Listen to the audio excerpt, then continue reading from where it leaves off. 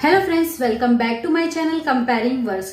ये बात तो आप जानते ही होंगे कि हिंदी सिनेमा में जहां एक हीरो को काफी अच्छे तौर पर देखा जाता है, वहीं कई स्टार ऐसे हैं जिनको खाली सभी फैंस जो है हीरो के तौर पर देखना पसंद करते हैं। लेकिन आप ये बात क्या जानते हैं कि जहां फिल्मों में जो है हीरो का जितना बड़ा किरदार होता है, वहीं विलन का भी उससे बड़ा किरदार होता है। अगर विलन ही ना हो फिल्मों में तो हीरो को जो है कौन पूछेगा, उसकी क्या भूमिका रह जाएगी फिल्मों के अंदर। इसी के साथ आपने जो है हमारे कई ऐसे स्टार रहे हैं जो हिंदी सिनेमा में एज ए हीरो जाने जाते हैं, चाहे वो राज कपूर हो, राजेश खन्ना हो या फिर दिलीप कुमार जैसे बड़े स्टार हो। हर किसी को अपने फैंस जो है हर एक्टर को अपने मनपसंद एक्टर को जो है एज ए हीरो पर्दे पर देखना चाहते हैं। लेकिन सबसे बड़ी बात उन हीरो की होती है जो इनके खिलाफ फिल्मों में खड़े होते हैं, जो एज ए विलन अपने किरदार को इतना स्ट्रॉन्ग करते हैं कि एक हीरो के तौर पर पर्दे पर नजर आता है और पूरे अच्छे किरदार के साथ एक खलनायक की फिल्म में एक अच्छी भूमिका भी निभाता है। वहीं हमारे हिंदी सिनेमा में कई ज्यादा दिग्गज खलनायक भी रहे हैं, जिनमें प्राण, अमरीश पुरी या फिर कहे गब्बर जैसे किरदार भी काफी ज्यादा मशहूर हुए थे। लेकिन इसी बीच के आप जानते हैं कि अमरीश पुरी और प्राण दोनों एक ऐसे फिल्म के सितारे हैं जिनको खलनायक के बिना इनको जो है फिल्म इंडस्ट्री में जाना ही नहीं जाएगा। जी हाँ दोस्तों, इन दोनों ने अपनी एक्टिंग से, अपनी खलनायक से जो है इंडस्ट्री को इतना ज्यादा स्ट्रॉन्ग कर अपनी इतनी छवि इन्होंने इतनी बनाई है कि इंडस्ट्री में अगर ऐसे खलनायक के रूप में नाम लिया जाए तो अमरीश पुरी और प्राण का नाम सबसे ऊपर आता है। तो चलिए आज की वीडियो में हम इन दोनों ही खलनायकों के बीच में कंपैरिजन करने वाले हैं, तो हमारे साथ वीडियो के अंत तक बने रहे। और साथ ही कमेंट सेक्शन में अंत में आप बताइए हमें कि आपको कौन सा खलनायक फिल्मों में सबसे ज्यादा पसंद है, प्राण या फिर अमरीश पुरी। तो चलिए एक एक करके इनके फिल्मी सफर, इनका खलनायक का सफर किस तरीके से फिल्मों में शुरू हुआ और इनकी बेहतरीन फिल्मों के बारे में बात करते हैं। तो पहले हम बात करेंगे अमरीश पुरी के बारे में। जी हाँ दोस्तों, अमरीश पुरी एक भारतीय अभिनेता थे जो भारतीय सिनेमा और रंगमंच में सबसे उल्लेखनीय और महत्वपूर्ण हस्तियों में से एक थे। उन्होंने अपने करियर में 450 से अधिक फिल्मों में अभिनय किया है। वे खुद को भारतीय सिनेमा में सबसे लोकप्रिय और प्रतिष्ठित अभिनेताओं में से एक के रूप में स्थापित करते हैं। अमरीश पुरी को विभिन्न फिल्म शैलियों में विभिन्न भूमिका को निभाने के लिए याद किया जाता है, विशेष रूप से हिंदी सिनेमा में जिस तरीके से उन्होंने खलनायक की भूमिकाएं अदा करी है। आपको बता दें कि उन्होंने अंतर्राष्ट्रीय सिनेमा में भी अपनी छाप छोड़ी है। उन्होंने 1980 से लेकर 1990 के दशक में खलनायक की भूमिका में सबसे ज्यादा बड़ा स्थान हासिल करा है। उनकी प्रभावशाली स्क्रीन प्रेजेंट और विशेष गहराई आवाज ने उन्हें उस समय के अन्य खलनायकों से काफी अलग खड़ा करा। अमरीश पुरी श्याम बेनेगल और गोविंद निहलानी की कुछ फिल्मों के साथ मुख्य धारा के सिनेमा में भी जो है कला सिनेमा में काफी ज्यादा सक्रिय हुए हैं। आपको बता दें कि अमरीश पुरी ने मुख्य रूप से हिंदी भाषा में तो काम किया ही है, इसके अलावा उन्होंने तेलुगु, कन्नड़, तमिल, मलयालम और मराठी जैसी फिल्मों में भी उन्होंने काम किया था। अमरीश पुरी ने विधाता, शक्ति, हीरो, मेरी जंग, नगीना, मिस्टर इंडिया, शहंशाह, राम लखन, त्रिदेव, घायल, सौदागर, दलपति, तहलका, दामिनी, करण अर्जुन, काला पानी, जीत, कोयला, बादशाह, गदर एक प्रेम कथा, नायक, द रियल हीरो जैसी फिल्मों में उन्होंने बेहतरीन खलनायकों की भूमिका निभाई है। आपको बता दें कि इनके अलावा उनकी कोंडाविली डोंगा, जगदेगा वीरुडू, अथिलोका सुंदरी और आदित्य जैसी तेलुगु फिल्में भी काफी लोकप्रिय रही है। शेखर कपूर की फिल्म मिस्टर इंडिया जो 1987 में आई थी, उसकी में जो उन्होंने मुगैम्बो का मुख्य भूमिका निभाई थी, वो उनके अभिनय की सबसे बेहतरीन अभिनय में से एक माना जाता है। भारतीय सिनेमा के अब तक के सबसे बेहतरीन खलनायक वो रहे हैं। आपको बता दें कि वो उस समय जो उनको जो वेतन मिलता था वो सबसे अधिक भुगतान पाने वाले खलनायक के रूप में उभरे थे। उनकी जो है खलनायक के अलावा काफी उन्होंने कॉमेडी भी करी है। उनकी कॉमेडी में उनकी फिल्म चाची 420 काफी ज्यादा जो है चर्चित में रही है, जिसमें उन्होंने कमल हसन के साथ अभिनय किया था।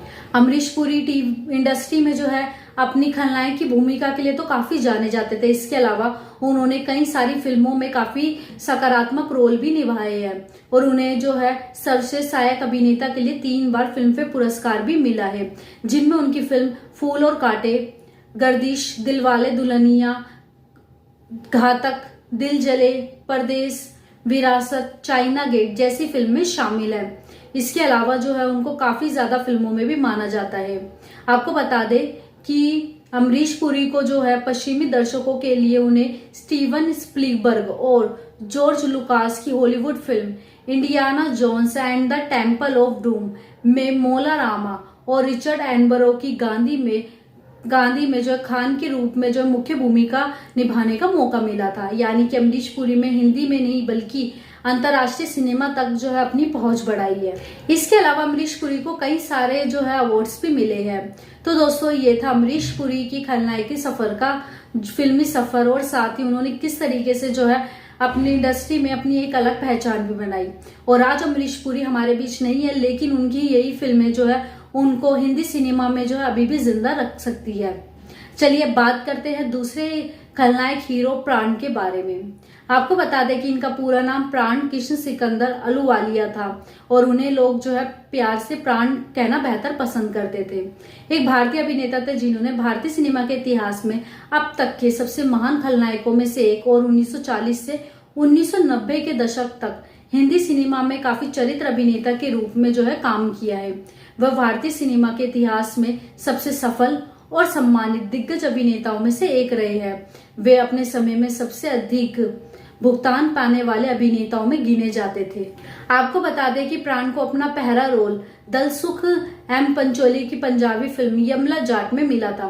क्योंकि लाहौर में एक दुकान पर उनकी मुलाकात लेखक वली मोहम्मद से हुई थी, इसलिए मोती बी गिडवानी द्वारा निर्देशित इस फिल्म में नूरजहां और दुर्गा गोटे ने काम किया था।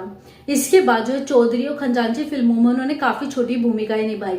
पंचोली में उन्हें फिर से खानदान में कास्ट किया गया, जो प्राण की पहली हिंदी भाषा फिल्म थी। इसमें वे एक रोमांटिक हीरो के तौर पर नजर आए थे नूरजहां के साथ, जिन्होंने उनके साथ यमला जट में एक बाल कलाकार के रूप में काम किया था। आपको बता दें कि खानदान में वे मात्र जो है 24 साल से कम उम्र के थे। स्वतंत्र पूर्व युग में निर्देशक गंडवानी ने प्राण को कैसे कहूं और खामोश निगाहें जैसी फिल्मों में लिया। आपको बता दें कि उस समय प्राण ने 1942 से 1946 तक लगभग 22 फिल्मों में काम किया, जिनमें से 18 1947 तक रिलीज हो चुकी थी। फिर 1947 के बाद भारत का विभाजन हो गया, जिसके कारण उनके करियर में कुछ ब्रेक लग गया। 1944 से 47 तक उनकी कई फिल्में जो है भारत के विभाजन पर आधारित थी, जिनमें तराश और खाना बदोश जैसी फिल्में शामिल थी, जो विभाजन के बाद पाकिस्तान में ही रिलीज हुई। वे लाहौर छोड़कर बंबई आ गए। कुछ महीनों तक उन्होंने काफी सारी नौकरियां की और अभिनय के अवसर अब तलाश करे। उन्होंने मरीन ड्राइव स्थित डेलामार होटल में 8 महीने तक काम किया, जिसके बाद उन्हें 1948 में अभिनय का पहला मौका मिला। फिर क्या था, प्राण को अपने अभिनय की शुरुआत का मौका फिर से मिल गया। लेखक सयाद हसन मंडो और अभिनेता शाम की मदद के कारण उन्हें बॉम्बे टॉकीज की फिल्म जिद्दी में एक भूमिका मिली, जिसमें देवानंद और कामनी कौशल ने अभिनय किया था और शहीद तलीफ द्वारा ये निर्देशित की गई थी। फिल्म ने बॉम्बे में प्राण के करियर की शुरुआत करी और फिर देवानंद ने एक नायक के रूप में भी उनको काफी बड़े ब्रेक उनके लिए साबित हुआ। फिर क्या था, आगे धीरे धीरे हिंदी सिनेमा में एक प्रमुख खलनायक के रूप में वो स्थापित होते चले गए। जिद्दी फिल्म की सफलता के 1 हफ्ते के भीतर उन्हें 3 फिल्में साइन करी। MS हुसूफ की गृहस्थी जो एक डिमांड जुबली हिट बन गई थी, और वली मोहम्मद की पुतली और अपराध। तब तक वली मोहम्मद की प्राण की पहली भूमिका के लिए जिम्मेदार थे। बॉम्बे आ गए और महालक्ष्मी रेस कोर्स के पास फेमस स्टूडियो में कार्यालय स्थापित करके वो निर्माता भी बने। 1940 के दशक में उनके रोमांटिक युगल गीत लोकप्रिय हुए, जैसे कि गृहस्थी से शारदा के साथ तेरे नाज उठाने की जी चाहता है और खानदान से नूरजहां के साथ का गाया उनका गीत। आपको बता दें कि खलनायक के रूप में प्राण की शुरुआत सफल फिल्म जिद्दी और बारी बहन से हुई थी। धुएं के झलके उड़ाने की प्राण की ट्रेडमार्क पहली बार जो है फिल्मों में दिखाई दी। फिर क्या था, 1950 से 1960 के दशक में दिलीप कुमार, देवानंद और राज कपूर की मुख्य नायक वाली फिल्मों में उन्हें नियमित रूप से मुख्य खलनायक और नकारात्मक रोल्स मिलने लगे। फिर 1950 के दशक में जो है उन्होंने एम्मी रमन, नाना भाई भट्ट, कालिदास, रविंद्र दुबे, IS जौहर और विमल रॉय जैसे निर्देशकों ने उन्हें बार बार कास्ट किया। इसी तरीके से 1960 के दशक में वे अक्सर ए भीम सिंह, शक्ति सामंत, बम्पी सोनी, के अमरनाथ, नासिर हुसैन और अन्य के निर्देशक जो उनकी लाइन के लिए उनकी फिल्मों को अपनी साइन करने की लाइन में लगे रहते थे। 1970 के दशक में नए युवा निर्देशकों और निर्माताओं ने उन्हें अपनी फिल्मों में लिया। भले ही प्राण ने 1968 से 1982 तक सहायक अभिनेताओं के रूप में काम किया, लेकिन उनकी जो है कीमत और उनकी डिमांड बहुत ही ज्यादा थी। आपको बता दें कि जिस समय प्राण फिल्मों में खलनायक के लिए सबसे अधिक भुगतान पाने वाले एक्टर में गिने जाते थे, तो उस समय राजेश खन्ना जो उस समय के सुपरस्टार भी थे, वो भी उस समय सबसे ज्यादा वेतन पाने वाले नायक में से एक थे। और कहा यह भी जाता है कि उस समय प्राण और राजेश खन्ना को एक ही फिल्म में लेने के से निर्देशक काफी ज्यादा बचते थे। वो इसलिए नहीं क्योंकि दोनों के बीच कुछ टकराव था, बल्कि इसलिए दोनों ही सबसे ज्यादा अधिक भुगतान पाने वाले नायक और खलनायक थे, जिसके चलते फिल्म का ज्यादातर बजट उनकी फीस में ही लग जाता था। इसलिए दोनों को एक ही फिल्म में कास्ट करना सभी निर्देशक और निर्माता के लिए काफी ज्यादा मुश्किल था। इसके अलावा अगर बात करें तो उनका लीलावती अस्पताल में इलाज किया गया और 12 जुलाई 2013 को उनकी मृत्यु हो गई। तो दोस्तों, ये थे हमारे टीवी इंडस्ट्री या फिर कहें हमारे हिंदी सिनेमा के सबसे बड़े खलनायक, जिन्होंने अपने दौर में सबसे ज्यादा फिल्मों में खलनायक की भूमिका निभाकर अपना आपको एक अलग रूप में जो हिंदी सिनेमा में स्थापित करा। तो चलिए आप बताइए कमेंट सेक्शन में आपको कौन सा खलनायक सबसे ज्यादा पसंद है और उनकी कौन सी फिल्म का कैरेक्टर आपको पसंद है। मिलते हैं आपसे अगली वीडियो में अगले कंपैरिजन के साथ। हमारी वाली वीडियो पसंद आई हो तो इसे ज्यादा से ज्यादा लाइक और शेयर करना ना भूले और जाने से पहले चैनल को सब्सक्राइब करना भी ना भूले। And thanks for watching.